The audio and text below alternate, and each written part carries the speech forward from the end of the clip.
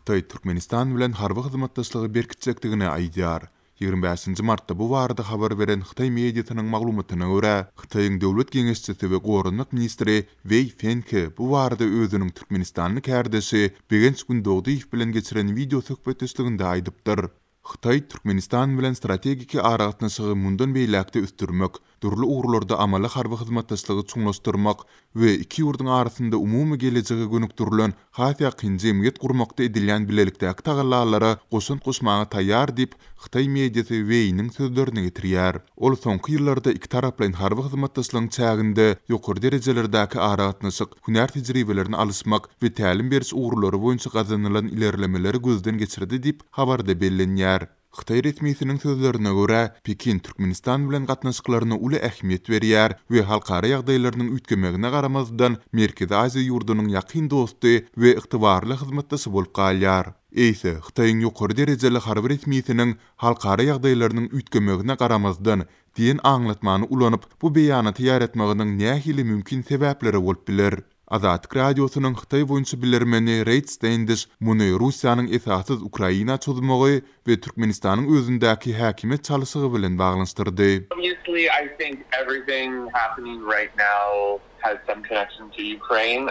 Häzir dünýäde bolup geçýän ähli ýagdaýlaryň bu ýa-da ol derejede Ukraina bilen ilteşigi bar. Ukrainadaky konflikt günbatar Ýewropadan Merkezi Aziýa çenli tutuş Ýewraziýa iklimiňe täsirini ýetirýär. Meniň şahsy özüm muny ýakyna Türkmenistanyň ýurt başlygynyň täzelenmegi bilen baglanşdyrýaryn.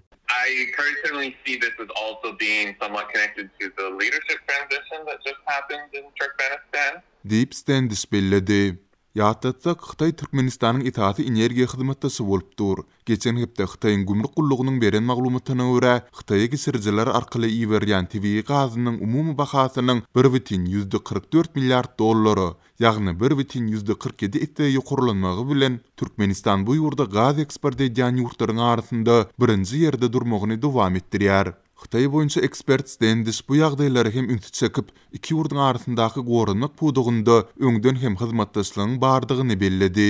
Beijing's main interest in Turkmenistan have always been energy. Türkmenistan Pekini esasan energiýa serişdeleri bilen gyzyklandyrýar, emma gorunmak pudugyny hem hyzmatdaşlyk bar. Ýatdasak Xitay Merkezi Aziýa ýurtlarynyň arasynda ilkinji uly mukdardaky ýarag sowdasyny Türkmenistan bilen etdi. Şonu türkmen häkimetleri Xitaýyň howa hüjümünden gorunuş ulgamlaryny satyn alypdy. Her neçikde bolsa Moskwanyň Ukraina çözmegi Russiýa bilen goňşy döwletlerde şol sany Merkezi Aziýada hem käbir aladalary döredenligini çaklasa bolýar. Bu sebäpli gurungy gidýän döwletler bar bolan beýleki mümkinçilikleriniň çägine başga ugurlar boýunça hem hyzmatdaşlygyny çuňlaşdyrjak bolýarlar. Türkmenistanyň ýagdaýyna bu esasan diňe Xitay bolupdyr.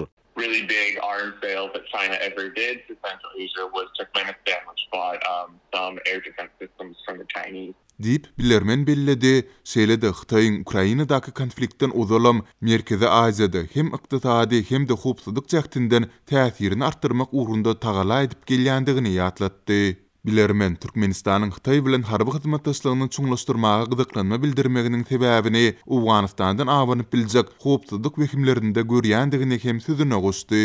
And in terms of talking about the threat, I mean, for Turkmenistan, that's obviously, the main security threat in the region is Turkmenistan to Afghanistan.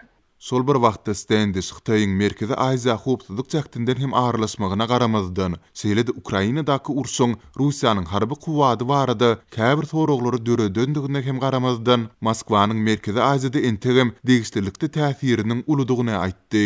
The Russian military is still very well equipped. It still has more experience than China, Her nähilem bolsa Russiýanyň harbylary gowy enjamlaşdyrylan. Xitaýa garanyňda ruslaryň harby tejribesi hem köp. Russiýanyň hakyky söwüşlerde tejribesiniň bolanyny sebäpli Xitaýlylar olar bilen birlikde harby türgünleşikleri geçirýärler. Meniň pikirimçe häzirki pursat howpsuzlyk babatyna Xitaýyň Russiýanyň ornuny tutup başlandygy barada netije gelmek nädir bolar.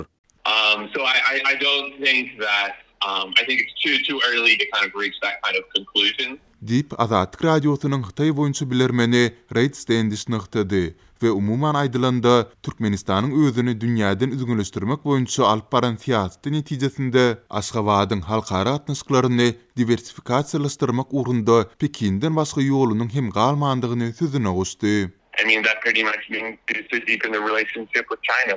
That's more or less the only relationship that exists. Türkmenistanyň döwletiň gözegçiligindäki mediasy Türkmen Gorunmak ministriniň Hytaýly kärdesi bilen geçiren söhbetdeşligi barada habar bermedi. Hytaý mediasynyň maglumatynda Gündogdyýewiň kärdesini Pekiniň 2020-nji ýylyň gyşky Olimpiýa oýunlarynda we Paralimpiýa oýunlarynda gazanan üstünlikleri bilen gutlandygy, Türkmenistanyň Hytaý bilen dostlukly hyzmatdaşlygyna ıgrarly boljakdygyny, iki taraplaryň ykdysady we sowda alys-salyşlaryny, gorunuş meselelerindäki hyzmatdaşlygy, iki ýurduň we olaryň harby güýçleriniň arasyndaky gatnaşyklary ýygyderli puhtalandyrmak tagallalaryny dowam etdirjekdigini aýdandygy bellenýär. Galy berse-de Pekin bilen ýakyn ykdysady gatnaşyklary saklayan Türkmenistan geçen ýyl BMG-niň adam hukuklary boýunça geňeşiniň 47-nji sessiýasynda Hytaý hökümetiniň Xinjiang we Hong Kong babyndaky pozisiýasyny goldaýandygyny beýan etdi. Musulman ilatly ýurtlar Hytaýyň Xinjiangdaky hukuk kemsitmelerini ýazgyrmazlykda tanqid edilýär. Aktivistler we BMG-niň hukuk hünärmenleri azyndan 1 milyon Uýgur we beýleki musulman azlyklarynyň Xinjiang lagerlerinde bendilikde saklanandygyny aýdarlar.